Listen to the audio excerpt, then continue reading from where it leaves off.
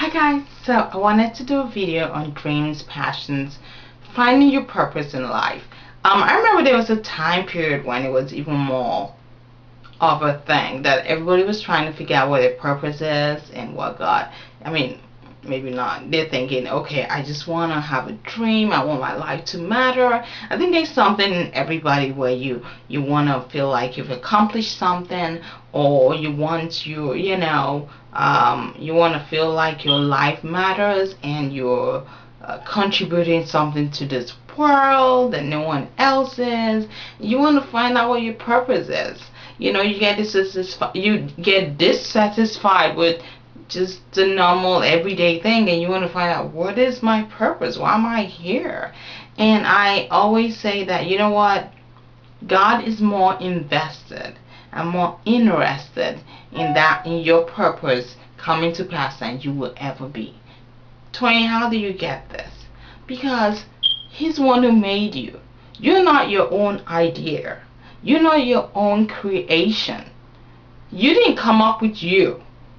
You did not come up with you and the things in you. Let's say you have a very good voice, or you're the kind of person you can look at numbers and you can solve it just like that. Or you're very creative. You can draw very well. You can paint very well. And all these things. You have some natural things that flow out of you. You did not come up with that. The person who made you put those things in you. And sometimes we might know what our skills are, or we might have an idea of what we think our purpose is and everything, and sometimes we might not. But I think almost everybody goes through this time of thinking, oh, I want to get it done, I want to get it accomplished, I want to be doing something that matters, I want to be fulfilling my purpose. So what is my purpose? But you have to realize that since God is the one who made you, and He packaged you with specific things inside of you, He is more invested in those things happening in your life than you will ever be. And you might think, but why is nothing happening? Nothing seems to be happening right now. And I was reading the story of Genesis recently, and it was just very wow. Because I just pray. I said, okay, God, show me what you want me to learn today. And I was reading, the whole story of how in the beginning there was nothing. The earth was an empty waste. That's how they describe it. Empty waste, full of darkness. It had no shape, no form. And in the beginning, God created, formed, and fashioned the earth. So pretty much, you see the Spirit of God having a time period when it was hovering over the waters and everything. Nothing was really going on. Then all of a sudden, action and action and action. And by the time man came on the scene, man had everything they needed to do what they needed to do.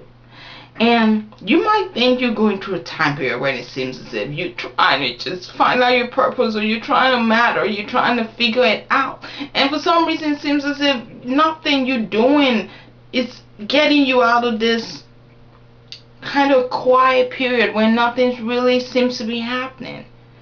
Trust and believe that God is working behind the scenes to make sure that by the time you come on the scene, everything is in place for you to do what your purpose is. Because you see, your purpose is linked to His purpose. I always say you cannot fully enjoy and see the big picture of what God has for you, of what your purpose is, unless you're lining up in the relationship with God. And the way you can do that is through Jesus Christ. Because the thing about it is, you might say, okay, but this person seems like they're success. They're doing well with their singing, whatever it is. But you see, with God, it's more than just, oh, you have a good voice and you're famous. He has more. Because God always does exceedingly, abundantly, above what we can ask or think. So you might think, wow, this person is really a success. Their concerts just sold out all the time. But you best believe that God is higher than any human being, and He can do bigger than any human being can do. So they haven't even touched it. They haven't even touched the full purpose of what God has for them until they line up with God. The same thing with you. You see, you might find yourself in that time period when it seems as if nothing is happening, when the earth was still an empty waste and it had no form and everything like that. But if you notice, God was laying out a plan. He had things made in order. he put light there so he could see what's next, and then everything, the way everything was done in such a way that it wasn't out of order. The animals did not come before their time. The birds did not come before their time. The stars and the moon and the sun did not come before their time, because for everything that was made, there was things that needed to be in place before those things came about. There needed to be planning, and God was the only one who could do what God was supposed to do. I think sometimes we can get impatient and we want to know now, and we want to do it now, we want just out of here. But the thing is, there's some things that God has to do that you are not to do. And in a sense, he's kind of saving you the trouble of figuring it out, because he knows how things are supposed to go, and he wants to make sure that by the time you come on the scene and you're doing what your purpose is, everything's provided for you. That's love right there. It's kind of like a person who is expecting their wife to come. What they've done is they probably, they built the house so that, in the kitchen and living room, they've done the dream home for their wife. They've done the preparation. So when their wife comes, she doesn't have to do all that. And the thing about it is, God knows that man was empowered and had authority to do certain things. And God had authority and was empowered to do certain things. Man could not do what God was supposed to do. It's like, you have a 2-year-old and you build, you have a game you're supposed to set up. I think I've used the example before, but this example kind of plays into this too. But you have a game you're supposed to set up. The 2-year-old cannot reach certain parts, cannot, let's say you're building a house. The 2-year-old cannot do some things because the 2-year-old is kind of short, So it's the parent that has to do some things. And so more than likely you want to do some things, put some things in place, so when the 2-year-old comes, they can put their dolls, in the dollhouse and everything, if it's a dollhouse you're making, because they can do that one. But the thing that is meant for God to do, God is the only one who can do it. And sometimes it might seem as if it's frustrating. You try to get out of this, you want to know now, you want to get your purpose and your dream accomplished, but just trust and believe that God is setting it up so that by the time you come on the scene, you have everything you need to do what you're supposed to do. It's like the same with Adam. By the time he came on the scene, he had everything. He had food to eat, and he had the plan of what he was supposed to be doing.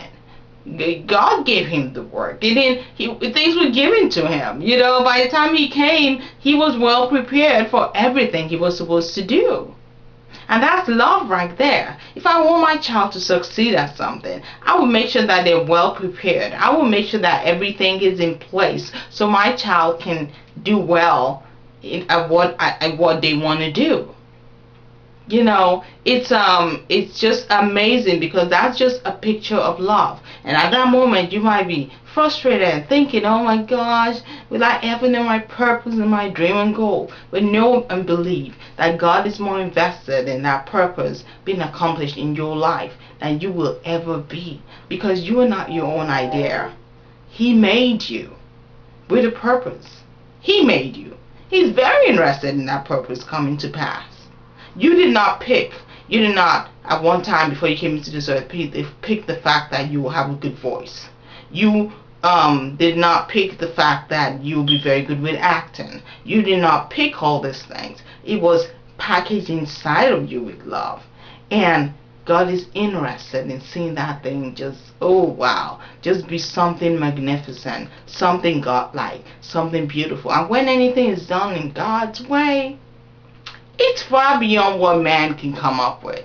Sometimes we get amazed by what man does. But I say, wow, God made man, so you best believe God can do more than man can ever do.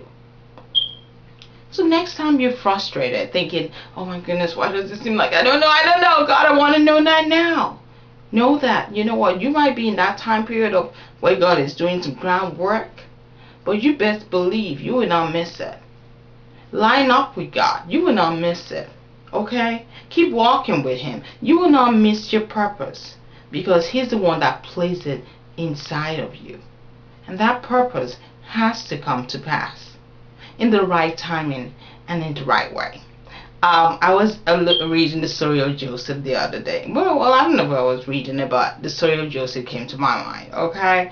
And I just keep thinking about how Joseph had all these dreams and everything. So he knew something big was going to happen to him and all that. But, even though his brothers did something really bad to him, God was still working things out for his good with that.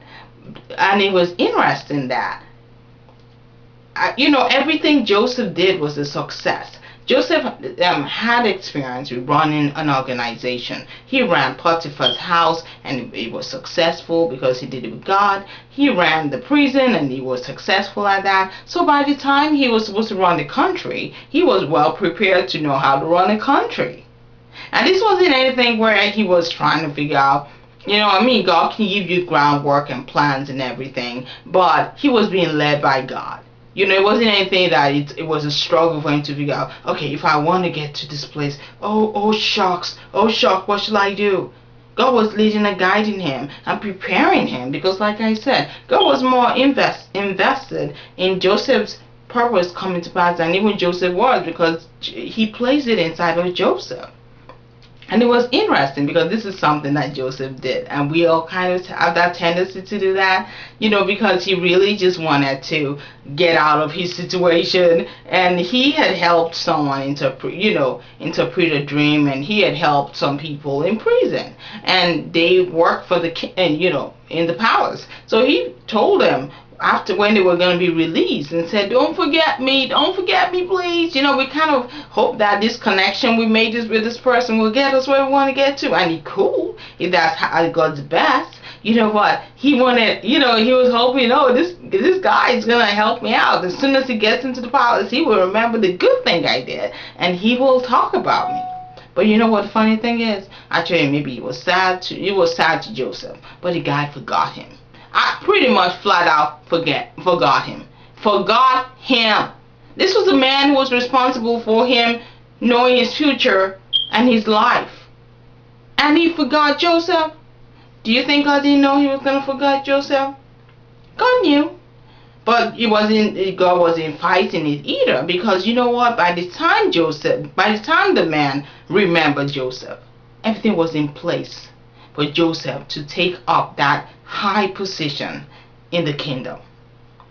If the man had remembered Joseph before the time, Joseph will not be. Maybe he'll be in the palace, maybe he'll be released, but he might be a servant. He will not probably be in that level he was supposed to be in. But when the right timing was there, trust me, there was action. And that's how it is when God was making the heavens and the earth. There was this time of planning, but then when it was time for action, it was action. So just know that you might be in that time period where you're thinking nothing's happening, but God is working behind the scenes, I promise you. And when it's time for action, He will say action, and things will start falling into place, and you have all the resources you need to be the best in your purpose that He has placed inside of you. You're not your own idea, and He's invested in your purpose more than you will ever be, because He put it inside of you. So don't get frustrated. Don't get down thinking, oh, maybe I'll never find it. I'll never figure out my purpose. You will. Because God loves you, and He placed it inside of you.